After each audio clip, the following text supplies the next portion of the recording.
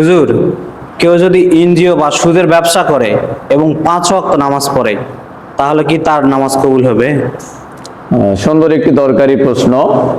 একজন ব্যক্তি এনজিওর সাথে সুদের সাথে জড়িত বা সুদের ব্যবসার সাথে জড়িত, নামাজও পড়ে, তাহলে তার নামাজ কবুল হবে কিনা? আসলে নামাজ কবুল হওয়ার জন্য হালাল খাদ্য বা হালাল বস্তু, হালাল জিনিস প্রয়োজন।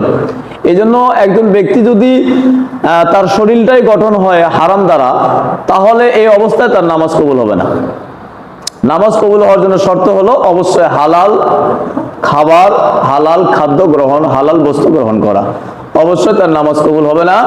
এটা যদি সে জানতে পারে যে আমি সুদ এবং এই ধরনের কাজের সাথে জড়িত, তাহলে তার দায়িত্ব হলো অনতি বিলম্বে ওটা ছেড়ে দিয়ে তওবা করে ফিরে এসে সহিভাবে আল্লাহর সন্তুষ্টি অর্জনের জন্য নামাজ আদায় করা।